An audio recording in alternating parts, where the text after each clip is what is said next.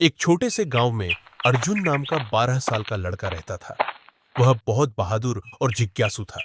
उसे नई नई जगहों की खोज करना और रहस्यों के बारे में जानना बहुत पसंद था। गांव के पास एक घना जंगल था। उस जंगल के बीच में एक पुराना कुआं था। गांव के लोग उस कुएं के पास जाने से डरते थे। उनका कहना था कि रात के समय वहां से अजीब आवाजें आती हैं। कई लोग उसे भूतिया कुआं मानते थे।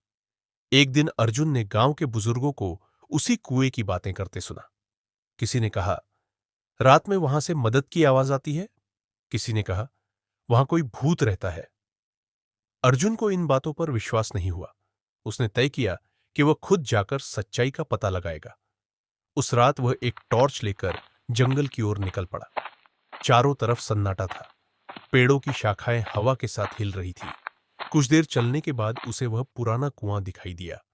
जैसे ही वह कुएं के पास पहुंचा, अचानक अंदर से आवाज आई, मदद करो, मदद करो, कोई मदद मदद करो। करो, बचाओ। आवाज सुनकर अर्जुन कुछ पल के लिए डर गया, लेकिन उसने हिम्मत नहीं हारी। उसने अपनी टॉर्च जलाई और कुएं के अंदर रोशनी डाली। जब उसने ध्यान से देखा, तो उसे एक छोटा हरा तोता दिखाई दिया। वह कुएं में फंसा हुआ था और बार बार मदद करो बोल रहा था।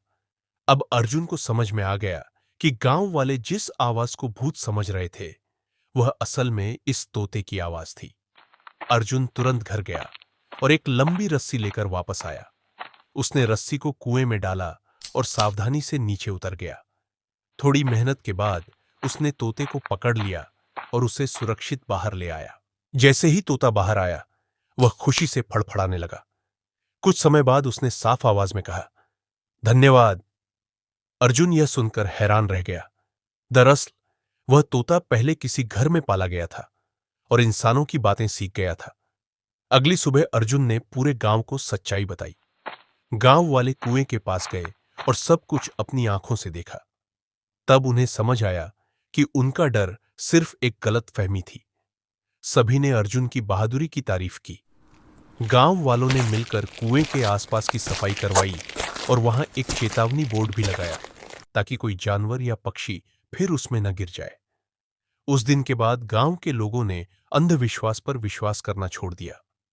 उन्होंने सीखा कि किसी भी बात पर बिना सच्चाई जाने भरोसा नहीं करना चाहिए। अर्जुन पूरे गांव का हीरो बन गया। उसकी बहादुरी और समझदारी की चर्चा दूर दूर तक होने लगी।